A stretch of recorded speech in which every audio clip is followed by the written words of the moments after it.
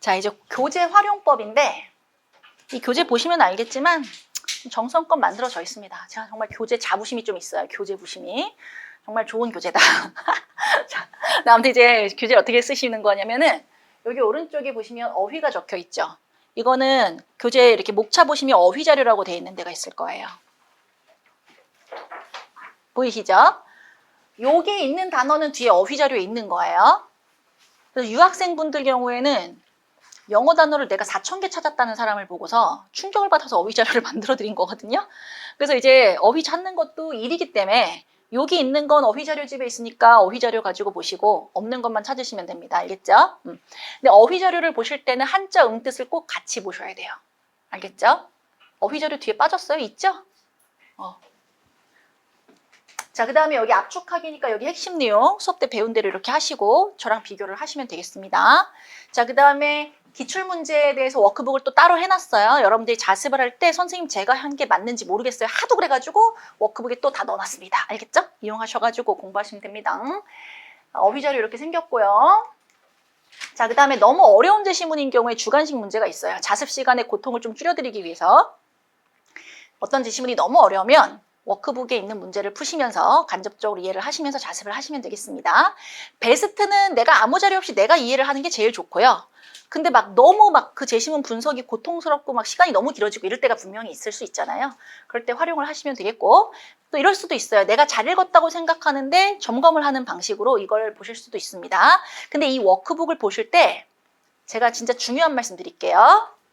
자, 여기 빈칸 쓰면 틀리는 사람 없겠죠? 빈칸 다 잘 쓰죠? 자, 진정한 공부가 뭔지 말씀드릴게요. 여기서 워크북에서 워크북을 보실 때 진정한 공부는 빈칸을 넣는 게 아니야. 진정한 공부는 틀을 짜는 거예요.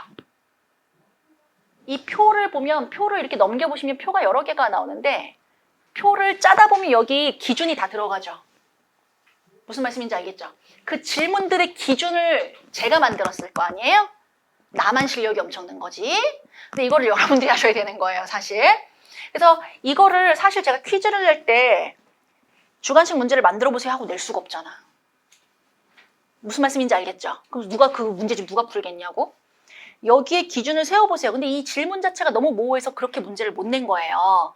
그래서 제가 틀을 만들어 놓고 빈칸 채우라는 형식으로 넣은 거예요. 진정한 공부는 틀을 여러분들이 짜는 거예요. 뭔 말인지 알겠죠?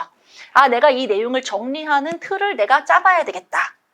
그러면 그 과정에서 뭐를 하게 돼요? 추상화를 하게 되죠. 상위 차원으로 사고가 올라가게 된단 말이에요. 알겠죠? 상위요. 그 다음에 여기 들어가는 것들은 하위 내용들이죠. 이거를 올리면 상위 내용은 이런 거고 내리면 하위 내용은 이런 거야. 그래서 그 추상화를 찾는 연습을 좀 많이 해주셔야 됩니다. 알겠죠? 자, 그 다음에 주제 쓰고 구조화 하시면 됩니다. 처음에 어떻게 할지 모를 거예요. 차차 익혀 나가시면 돼요. 이거를 구조화는 기본 강의까지는 무조건 내가 이거를 마스터하겠다고 생각해 주셔야 돼요. 알겠죠?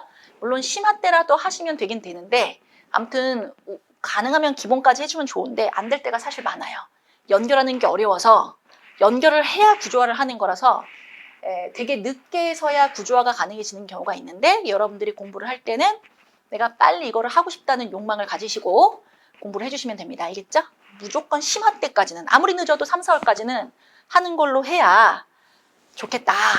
물론 현실은 그렇진 않아. 현실은 마지막까지 똑같다가 실전 들어서 팍 오르는 게 굉장히 많아요. 근데 그 우리도 미리 올라 있으면 좋잖아. 알겠죠? 점수가 미리 올라 있으면 좋으니까 그렇게 목표를 잡아주세요.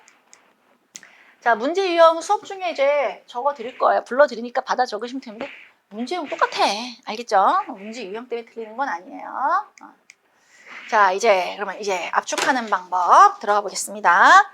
이걸 왜 연습해야 되느냐? 제시문 하나 같이 해보고 그때 말씀드릴게요. 알겠죠? 자, 일단 텍스트의 기본 모양은 사탕 모양.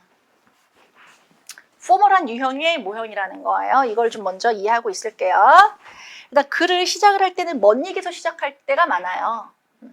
물을 아껴 쓰자 이 얘기를 할 때 물론 가끔은 물을 아껴 쓰자부터 시작하는 경우도 있지만 먼 얘기부터 시작하죠. 좀 점잖게. 요즘에 말이야. 자연이 말이야.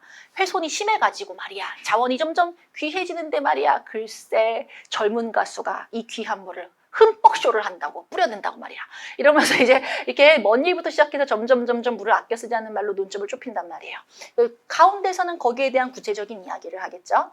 맨 마지막에서는 포멀한 글인 경우에는 앞에 있는 말을 이어받아서 요약을 해주고 맨 마지막에 전망이나 제안, 설명문인 경우에는 무슨 의의나 한계, 뭐 활용 가능성, 뭐 이런 것들에 대해서 얘기를 해주고 끝을 낸단 말이에요. 무슨 말씀인지 알겠죠?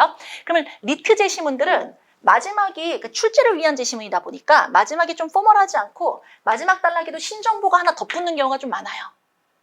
알겠죠? 피셋 제시문은 짧죠? 피셋 제시문은 짧기 때문에 논점이 그냥 앞에 나오고 그냥 이렇게 본문만 있는 경우도 굉장히 많습니다.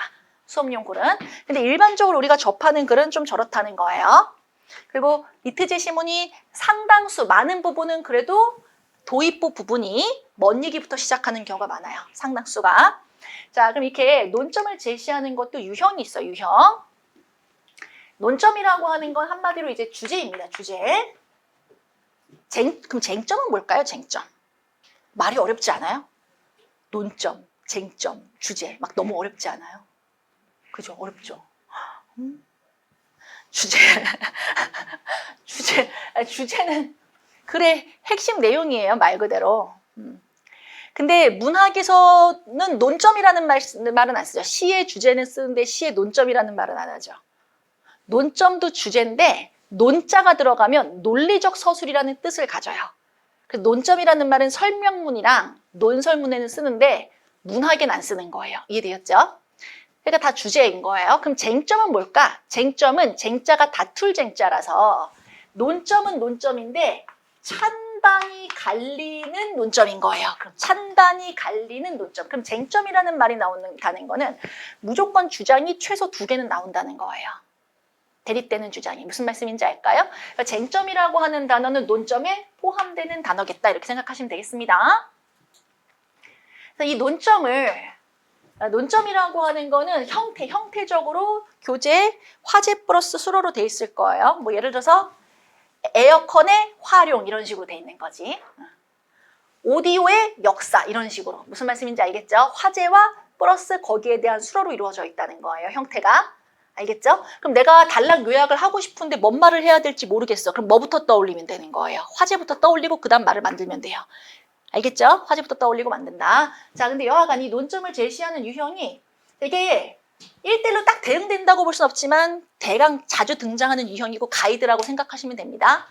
개념에서 시작하는 경우, 관점에서 시작하는 경우, 현실적 상황에서 시작하는 경우, 어떤 사례에서 시작하는 경우, 논점부터 시작하는 경우가 있고 때로는 논점이라는 문장이 논점에 해당하는 그 딱 해당하는 문장이 딱히 없을 때도 있어요. 논점처럼 생긴 문장이 딱히 없을 수도 있다. 그럼 뭐야? 내가 알아서 찾아내면 됩니다. 알겠죠? 내가 화제를 찾아내시면 돼요. 자, 그래서 자 거기 4쪽에서 사례를 같이 한번 볼게요.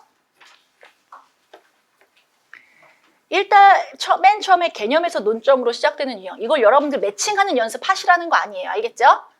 이거 매칭하려고 하면 쓸데없는 공부야. 내가 이걸 분류해보겠다. 정말 쓸데없습니다. 이해만 하시면 자연스럽게 보일 거예요. 알겠죠? 자, 파레토 최적 상태라는 말 나오죠.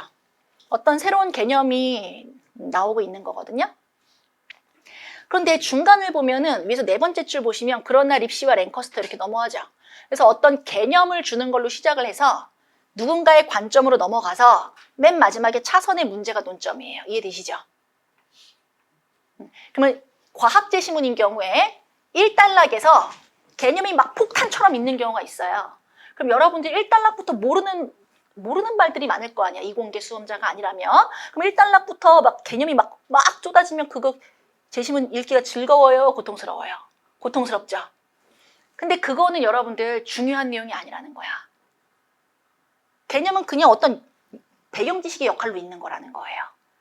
뭔 말인지 알겠죠? 개념 자체가 논점이 아니니까 거기에 힘 뺄 필요가 없다는 얘기예요. 무슨 말씀인지 알겠죠? 자, 2번째 관점에서 논점으로 나아가는 거.